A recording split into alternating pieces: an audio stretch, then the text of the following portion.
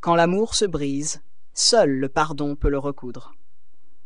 Benna et Adam, unis par les années, étaient de ces couples rares dont l'amour, loin de s'éroder, se bonifie avec le temps. 50 printemps pour elle, 60 saisons pour lui, et pourtant, leurs regards s'embrasaient encore comme au premier jour. Leur fils unique, Godwin, jeune homme accompli, travaillait dans une grande entreprise. Bien qu'il ait quitté le nid, il revenait souvent, aimant témoin de cette union d'exception. Benna, douce étoile, aimait son fils d'un amour immense. Mais Adam, lui, était le souffle même de sa poitrine. Leurs promenades main dans la main, leurs rires complices au marché, leurs gestes tendres, tout disait la beauté d'un lien préservé, comme un tissu ancien tissé d'or. Un soir, Adam, les yeux brillants, lui annonça une nouvelle. « On m'a proposé un contrat d'1 an aux États-Unis. Une mission bien rémunérée. Ce sera une bénédiction pour nous. » Benna, emporté par l'enthousiasme, se mit à danser, ses pagnes virevoltant comme des flammes de joie. Mais cette nuit-là, le silence l'enveloppa d'un froid inattendu. Dans leur lit devenu trop vaste, elle chuchota à l'ombre. « Une année sans toi. Comment survivre à ce vide ?» Adam sentit son trouble. Il lui prit la main, ferme et tendre. « 1 an passera comme le vent. Accroche-toi à nos souvenirs. Chaque jour, je t'appellerai.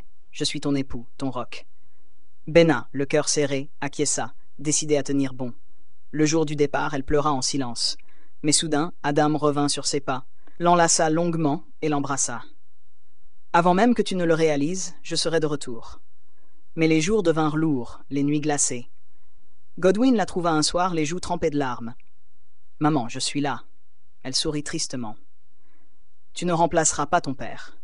Tu m'aideras, oui, mais la chaleur d'un homme se vide là. C'est lui qui m'empêche de dormir. » Godwin baissa les yeux. « Alors rappelle-toi vos bons moments. Ils t'aideront à tenir debout. Mais la maison, vaste comme une mémoire blessée, étouffait Benna. « Je veux vivre avec toi jusqu'au retour d'Adam, » murmura-t-elle. « Bien sûr, maman. Ma maison est la tienne, » répondit Godwin avec douceur. Elle emménagea le lendemain. Le soir venu, les souvenirs s'invitaient à table. Mère et fils riaient, se consolaient. Mais la nuit, Benna tournait dans les draps d'une chambre étrangère, appelant sans bruit l'ombre de son époux. Un jour, Godwin invita Ben, son ami au sourire franc. En l'apercevant, Benna, piqué d'un élan étrange, enfila une robe élégante, rehaussant sa grâce. Leur échange fut léger, mais les regards trahissaient une étincelle troublante. Plus tard, Godwin, gêné, lui dit « Était-ce vraiment nécessaire, cette mise en beauté ?» Benna se crispa. « Tu me juges parce que je vis ici ? Ton père m'a laissé seule. Suis-je encore une femme ou juste ta mère ?» Godwin, bouleversé, la serra dans ses bras, repentant. « Pardon, maman. » Quelques jours plus tard, Ben revint. Godwin était absent.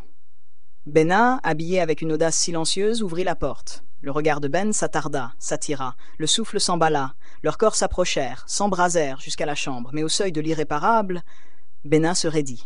« Non, je ne peux. » Ben recula, honteux. « J'ai trahi mon ami. »« Que cela reste entre nous, » supplia-t-elle, la voix brisée.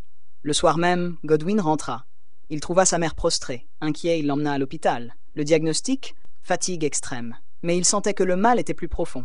« Dis-moi la vérité, maman, je t'en supplie. » Et dans un souffle brisé, elle confessa « J'ai failli, mon fils, avec ton ami. » Le silence s'abattit, puis la colère, puis la trahison. Godwin fit arrêter Ben, incapable de contenir son choc. À l'autre bout du monde, Benna appela Adam. Sa voix tremblait. « J'ai commis une faute, mon amour. J'étais seul, trop seul. » Adam, le cœur fracassé, ne répondit que par un silence glacial. Puis, d'un ton tranchant, « Ne sois plus là à mon retour. » Quand il revint, le temps avait creusé des sillons de tristesse sur leur visage.